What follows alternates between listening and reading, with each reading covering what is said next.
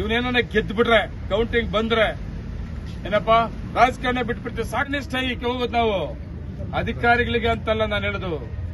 ನಿನ್ನೆ ಜಡ್ಜ್ಮೆಂಟ್ ಏನ್ ಬಂದಿದೆ ಆ ಜಡ್ಜ್ಮೆಂಟ್ ಅಲ್ಲಿ ಒಂದು ವಿಷಯಕ್ಕೆ ನಾನು ವಿರೋಧ ಇದೆ. ವಿರೋಧ ಕೋರ್ಟ್ ಆದೇಶಕ್ಕೆ ಇರೋದಲ್ಲ. ಒಂದು ವಿಷಯ ಏನು ಅಸಿಂಧು ಅಂತ ಏನ್ ಬಂದಿದೆ ಅದರ ಮೇಲೆ ನಾನು ಕೋರ್ಟ್ಗೆ ಹೋಗ್ತೀನಿ. ಸುಪ್ರೀಂ ಕೋರ್ಟ್ ಏನ್ ತೀರ್ಮಾನ ತಗೊಂಡ್ರು ಸ್ವಾಗತ ಮಾಡ್ತೀನಿ. ರಾಜಕಾರಣ 86 ಪ್ರಾರಂಭ ಮಾಡಿದೆ ನಾನು.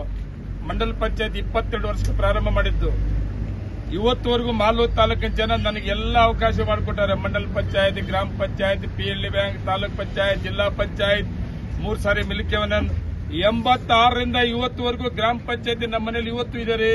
ನಾನು 2 ಸಾರಿ MLA ಆದ್ರೂ ಕೂಡ ನಮ್ಮೂರಲ್ಲಿ ಅರ್ಜಿ ಹಾಕಲ್ಲ. ನಮ್ಮ ಮನೆಯಲ್ಲಿ ಗ್ರಾಮ ಪಂಚಾಯತ್ಗೆ ಅರ್ಜಿ ಹಾಕ್ಲಿಲ್ಲ ಅಂದ್ರೆ 86ರಿಂದ ಇವತ್ತುವರೆಗೂ ಇದೆ.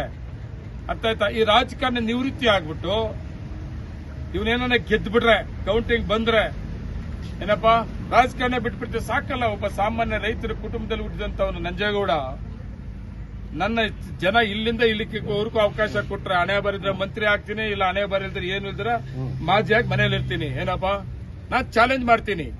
ಕೌಂಟಿಂಗ್ ಅಂತ ಬಂದಿದ್ರೆ ನಾನು ಇವತ್ತು ಕೌಂಟಿಂಗ್ ಮೇಲೆ ಚಾಲೆಂಜ್ ಮಾಡಕ್ ಹೋಗ್ತಾ ಇರ್ಲಿಲ್ಲ, ಅಪೀಲ್ ಹೋಗ್ತಾ ಇರ್ಲಿಲ್ಲ. ಸರ್, ಮುಖ್ಯಮಂತ್ರಿ ಕಾರ್ಯಕ್ರಮ ಬೇರೆ